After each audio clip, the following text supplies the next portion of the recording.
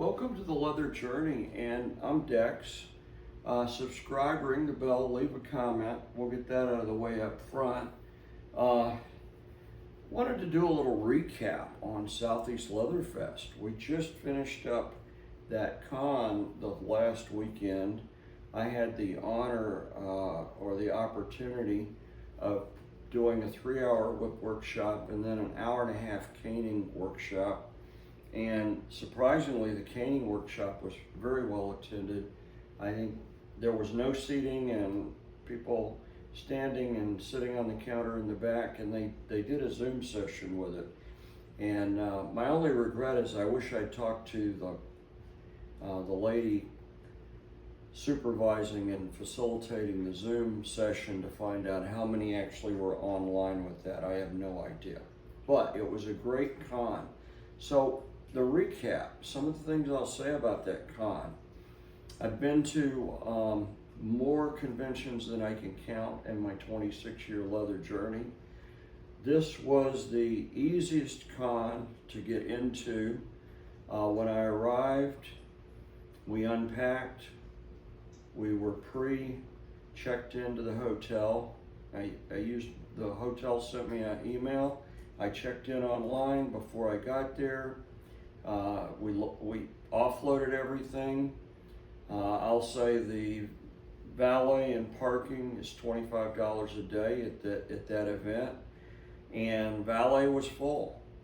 Okay, good to know. Some people shy away from valet parking.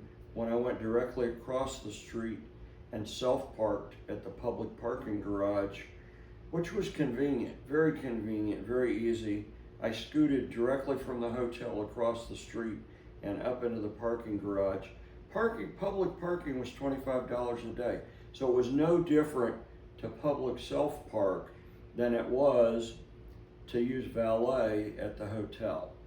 So I would encourage everybody. The event organizer and promoter has done an excellent job negotiating the contract with this hotel. They've been at this venue for many years, but the hotel room rate is exceptional.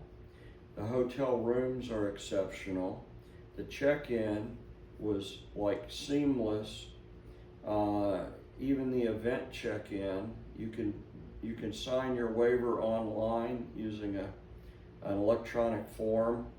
Read the event rules, do the waiver online, have that pre-done. Event check-in, there was no line. Boom, we were checked in. I've never been to a con that was that easy to get from the curb and unloaded into my hotel room. Excellent job. I had been in some communication with whip throwers about the convention the year before, because this truly was the year of the whip. Southeast Leatherfest had 2 different whip workshops aside from the whip intensive. I had given them some suggestions on the whip lane for dungeon play in the evening, and I have to say the whip lane was over the top. More than enough room, more than enough stations.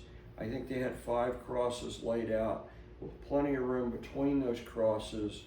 The whip lane was deep enough that I easily was throwing a 4-foot bull whip. 2-hand 4-foot bull whips, no problems. I actually even had a spotter check me, and I had enough room to throw my 6-foot bull whip. I did a butt boy scene with a 6-foot bull whip with Dragon. That was Dragon's second time to stand for me, and he was a brave enough soul to stand for my 6-foot bull whip. So it was a wonderful convention. Shout out to Southeast Leatherfest. Look forward to going back next year. Probably been, Thunder for many years, Thunder in the Mountains was the con I've been to the most. I believe I've caught up, because Thunder in the Mountains isn't happening anymore. I think now Southeast Leatherfest, I've been to that more than any other convention. And I will say it was a wonderful convention.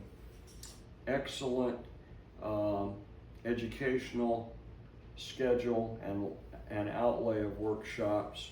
They had an author's alley, and there was maybe 6 authors. It was surprising how many authors were there. But I declare this the year of the whip. It was a wonderful, wonderful event. So consider checking out Southeast Leatherfest next year. As always, thanks for watching The Leather Journey.